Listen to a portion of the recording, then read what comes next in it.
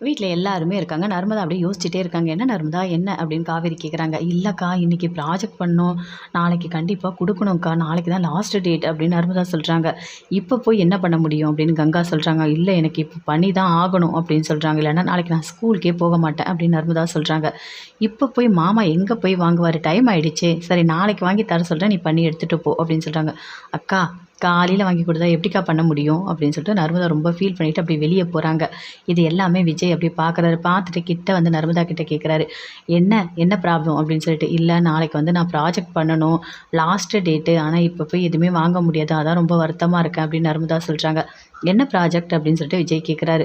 "Vacuum cleaner தான் பண்ணணும்" அப்படின்னு சொல்றாங்க. "ஓ! அப்படியா? சரி நீ போய் படு பார்க்கலாம் போ" அப்படின்னு சொல்றாரு. விஜய் போறாரு. போயிட்டு கடையெல்லாம் தேடுறாரு. எங்கேயுமே கடை இல்லவே இல்ல. ஒரே ஒரு இடத்துல மட்டும் கடை இருக்கு. அங்க போயிட்டு எல்லா பொருளும் வாங்கிட்டு வீட்டுக்கு வராரு. எப்படியாவது இந்த ப்ராஜெக்ட் எல்லாம் பண்ணணும்னு சொல்லிட்டு உட்காந்து பண்றாரு. ஆனா சத்தம் வெளிய கேட்கக்கூடாது அப்படின்னு சொல்லிட்டு சவுண்டா பாட்டு வச்சுட்டு அப்படியே அந்த ப்ராஜெக்ட்லாம் பண்ணிட்டுருக்காரு. வீட்ல எல்லாருமே இருக்காங்க. "என்ன இவ்ளோ சவுண்டா இருக்கு? எப்படி தான் தூங்குறது?" அப்படின்னு சொல்லிட்டு சாரதா எல்லாருமே பயங்கரமா அப்படியே டென்ஷனா இருக்காங்க.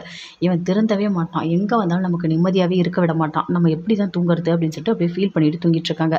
இவங்களுக்கு எதுவுமே கேட்கவே கூடாது. எல்லாம் இந்த ப்ராஜெக்ட் எல்லாமே சூப்பரா பண்ணிடணும். பண்ணிட்டு நாளைக்கு காலையில நர்மதா கிட்ட குடுத்து ரொம்ப சந்தோஷமா ஸ்கூலுக்கு அனுப்பணும் அப்படின்னு சொல்லிட்டு பயங்கர சந்தோஷமா அந்த ப்ராஜெக்ட் எல்லாமே அழகா பண்ணி முடிக்கிறாரு.